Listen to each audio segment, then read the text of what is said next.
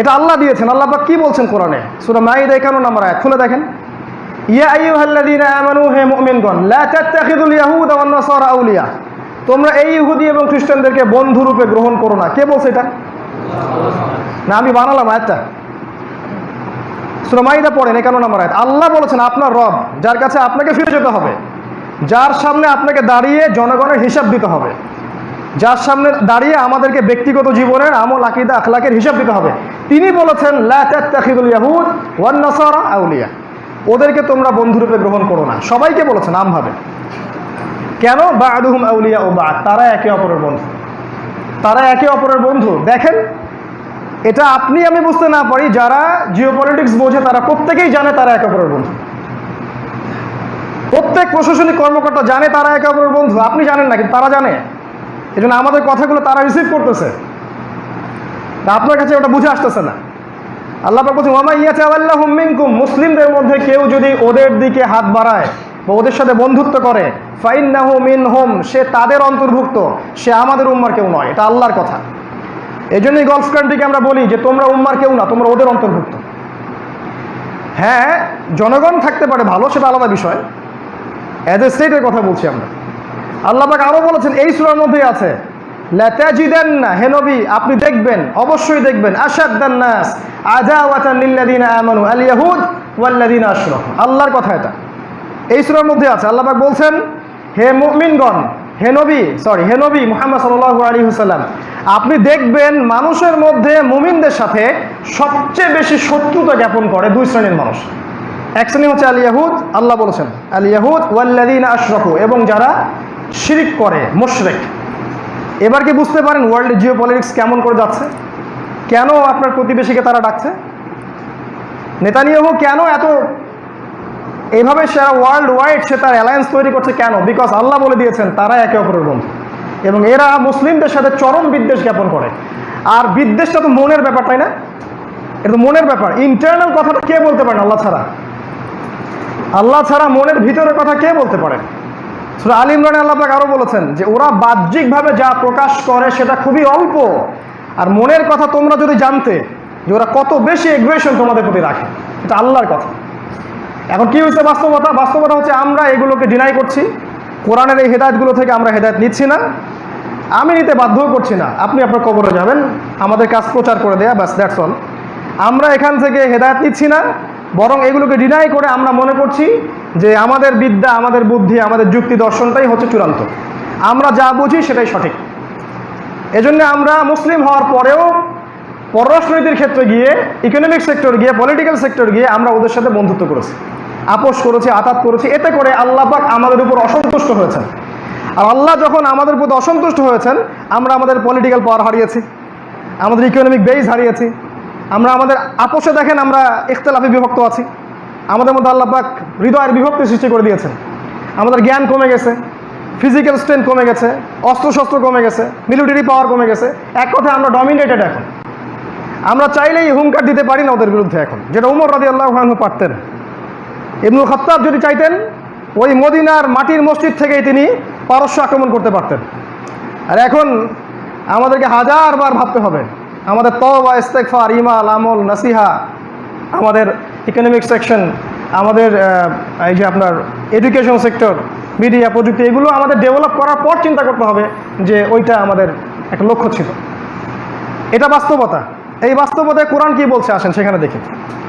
কোরআন আমাদেরকে বলছে যে যদি আমরা আল্লাহর কিতাবের পূর্ণাঙ্গ অংশটা মেনে নেই, যে কোরআনের মধ্যে আল্লাহ পাক যা বলেছেন এটাই হক, এটাই চূড়ান্ত, এটা মেনে নিয়ে যদি আমরা সামনে আগাই, আল্লাহ পাক বলছেন এ জাতিই বিজয়ী হবে। অনেক আয়াত আছে, কিন্তু সময় শর্ট। আল্লাহ পাক বলেছেন কাম মিন ফিআতিন কলিলা গালাবাত ফিআতান কাসীরা বিইذনিল্লাহ। কত ছোট ছোট দল ছিল যারা বড় বড় শক্তির বিরুদ্ধে বিজয়ী হয়েছিল আল্লাহর হুকুমে। আল্লাহ পাক এই কিতাবে বলেছেন হুয়াল্লাযী আরসালা রাসূলাহ, তিনি সে আল্লাহ যিনি তার রাসূলকে প্রেরণ করেছেন। হুয়াল্লাযী আরসালা রাসূলাহু বিল হুদা ওয়া দীনিল হক, হেদায়েতের সাথে এবং সত্য হক দিনের সাথে। কি জন্য পাঠিয়েছেন? লিইউযহিরাহু আলা দীনি কুল্লিহি, যাতে করে এই দিন ইসলাম অন্য সমস্ত দিনের উপর বিজয়ী হতে পারে। আল্লাহ পাক এই জন্য ইসলামকে পাঠিয়েছিলেন। আল্লাহ পাক আরো বলেছেন সূরা নূরের মধ্যে যে তোমরা যদি ঈমান ঠিকমতো আনতে পারো এবং আমল সালেহ করো, আল্লাহর সাথে শিরক না করো, লা ইস্তাখলিফান্নাকুম ফিল আরদ কামা ইস্তাখলাফাল্লাযীনা মিন ক্বাবলিকুম, তাহলে আল্লাহ পাক তোমাদেরকেই এই বিশ্বের খেলাফত দিবেন যেমন করে আল্লাহ পাক পূর্ববর্তীদেরকেও দিয়েছিলেন। শর্ত ঈমান, আমল সালেহ এবং তাওহীদ। কোরআন আপনাকে অন্য কথা বলছে, কিন্তু বাস্তবতা অন্য জিনিস। কোরআন বলছে যে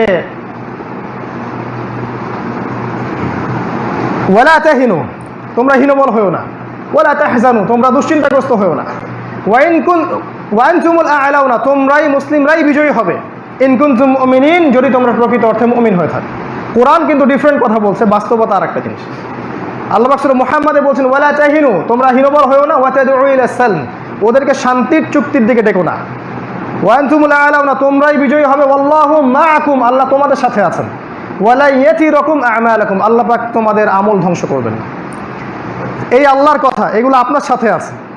রাসূলুল্লাহ সাল্লাল্লাহু আলাইহি ওয়াসাল্লাম কি বলেছেন দেখেন, তিনি বলেছেন যে একটা কাঁচা বাড়ি, একটা পাকা বাড়ি বাদ থাকবে না যেখানে আমার এই প্রচারিত দ্বীনের কালিমা প্রবেশ করবে না। তিনি বলেছেন দূরবর্তী সানা থেকে, হাজারামাউত থেকে একটা মেয়ে একা একা হেঁটে আসবে, ঘোড়সাওয়ার হয়ে হজ করবে, উমরা করবে, আল্লাহ ছাড়া কাউকে ভয় করবে না, এত সুকুর নিরাপত্তা আল্লাহ দিয়ে দিবেন। তিনি বলছেন ঈসা ইবনে মারিয়াম এবং ইমামুল মাহদির হাতে যখন খেলাফত আবার রিস্টোর করা হবে, তখন বাঘে মহিষে এক ঘাটে পানি খাবে। সমাজে কোনো দুর্নীতি, কোনো ফাসাদ, কোনো জুলুম, কোনো অন্যায় পাপাচার কিছুই থাকবে না। ক্রুশ ভেঙে ফেলা হবে, শুয়োরকে হত্যা করে ফেলা হবে, জিজিয়া ট্যাক্সও তুলে নেওয়া হবে। এই সোনালী সময়ের কথা তিনি বলে গেছেন, ভবিষ্যৎবাণী। আর আল্লাহ পাক কোরআনে এই কথাগুলো বলে গেছেন, কিন্তু আপনি আমি দেখছি বাস্তবতা আমাদের অনুকূলে না। কারণ কি? কারণগুলো শোনেন। এক নম্বর কারণ হচ্ছে প্রথম কারণ হচ্ছে আমরা কোরআন এবং সুন্নাহর সামগ্রিকটা নিতে ব্যর্থ হচ্ছি। আমরা নিচ্ছি কিন্তু আংশিক। কেউ সুফিজম নিচ্ছি, কেউ গণতান্ত্রিক উপায়ে রাষ্ট্র ক্ষমতা দখলের চেষ্টা করছি, কেউ আরও বেশি এগ্রেসিভ, না বোমাবাজি করে একদম সব উড়াই টুড়াই দিব, দিয়ে রাষ্ট্র ক্ষমতা দখল করে ফেলাবো। এটা ওভার এগ্রেসিভ অ্যাটিটিউড। এর ফলে ইহুদিদের উপকার হচ্ছে এবং নাসারাদের উপকার হচ্ছে। ওরা আমাদেরকে নিয়ে গেম খেলছে এবং শান্তিপূর্ণ রাষ্ট্রের মধ্যে একটা অরাজক অবস্থা সৃষ্টি হচ্ছে। কেউ আছি আমরা শুধুমাত্র আমাদের দল নিয়ে, আমার দল যা বোঝে তাই, এর বাইরে আর কিছু নাই। কেউ আছে আমাদের নিজ নিজ আমির নিয়ে, আমার আমির যা বোঝে তাই, এর বাইরে কিছু নাই। কেউ আছি শুধুমাত্র জিকির নিয়ে, কলব পরিষ্কার করতে হবে, এটাই যথেষ্ট। টোটালিটি, ইসলামের টোটালিটি, যে আমি ইবাদত করব, ইসলামিক ফাইন্যান্স মানবো, ইসলামিক ইকোনমি এস্টাবলিশ করব, আল্লাহর পথে দাওয়াত দিব, প্রয়োজনে জিহাদ করব, প্রয়োজন হলে জিহাদও করব, ওটাও কি বাদ নাকি? কথাটা, শব্দটাকে এতটা বিতর্কিত করে ফেলা হয়েছে যে শব্দটা সাহাবায়ে কেরামের কাছে ছিল স্বপ্নের মতো, যদি আল্লাহ সেই সুযোগ দেন আমরা যাব এবং শাহাদাত বরণ করব। এই কথাটা হয়ে গেছে এখন এতটাই ভীতিপূর্ণ যে একটা মুসলিম কোরআনের আয়াতগুলোকেও এখন ব্যান করার চেষ্টা করতেছে। 26টা আয়াত আছে, সবগুলোকে ব্যান করে দাও, গো অ্যাহেড, চেষ্টা করে দেখেন পারেন নাকি। 26টা আয়াত আছে, এগুলোকে ব্যান করে দিতে যাচ্ছে মানুষ। আমরা বলি গো অ্যাহেড, যান, দেখেন পারেন নাকি। আল্লাহ পাকে এমন গজব দিবেন, দেখবেন যে এক রাতের মধ্যে আদ সামুদ জাতির মতো এক রাষ্ট্র ধ্বংস হয়ে গেছে। আল্লাহ পারেন না? এক রাতের মধ্যে আদ এবং সামুদের মতো দেখবেন এক রাষ্ট্র ধ্বংস হয়ে গেছে। এই দুঃসাহস করতে যাবেন না, এমন কাউকে বন্ধুরূপে গ্রহণ করতে যাবেন না যে আল্লাহর শত্রু। আল্লাহ পাকে ধরা খুব কঠিন, হয়তো কেউ কিছু বলতে পারবে না, কারণ সবাই মাজলুম, সবাই শক্তিহীন। আল্লাহ যদি একবার ধরেন, এক সেকেন্ডের জন্য ধরেন, আপনাকে আমাকে বাঁচানোর কেউ থাকবে না। এটা Nasiha, don't take my words otherwise, এটাকে অন্যভাবে নেবেন না, এটা একটা নাসিহা। আমরা এইগুলো নিয়ে ব্যস্ত ছিলাম বেশি, টোটালিটি আসে না ইসলামের। আল্লাহ পাক বলেছেন, একটা আয়াত শোনেন, সূরাতুল বাকারার মধ্যে আছে 85 এবং 86। আল্লাহ পাক বলেছেন যে আফাতুমিনুনা বিবাদিল কিতাব ওয়া তাকফুরুনা বিবাদ, হে মুসলিমরা তোমরা কি কিতাবের কিছু অংশকে মানো আর কিছু অংশকে মানো না? ইসলামের আংশিক মানো না। এরকম অবস্থা যদি হয় তাহলে আল্লাহ পাক বলছেন ফামা ইয়াফআলু যালিক আফাতুমিনুনা বিবাদিল কিতাব ওয়া তাকফুরুনা বিবাদ ফামা জাযাউ মান ইয়াফআলু যালিক ইল্লা খিzyুন ফিল হায়াতিদ দুনিয়া।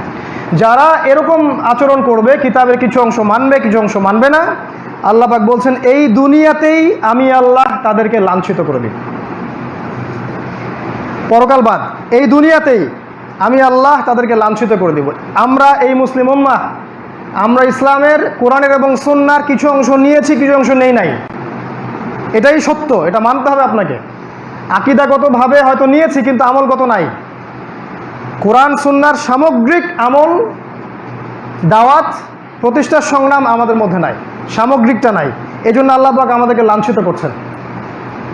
আগে নিজের দোষগুলো ধরা শিখি আমরা, এটা সবার ক্ষেত্রে, কি আমি আর কি আপনি, কি আলেম আর কি জালেম, সবার ক্ষেত্রে, সবার ক্ষেত্রে সেম অবস্থা। আল্লাহ পাক এই জন্য আমাদেরকে লাঞ্ছিত করছেন, এটা নাম্বার 1 পয়েন্ট। তাহলে সমাধানটা কি? কোরআন এবং সুন্নাহর সামগ্রিকটা আপনাকে আমাকে আমল করতে হবে, বা আমল করার আকীদা রেখে পথ চলতে হবে। যতটুকু পারি করব, যা পারি নাই আল্লাহর কাছে ইস্তেগফার করব।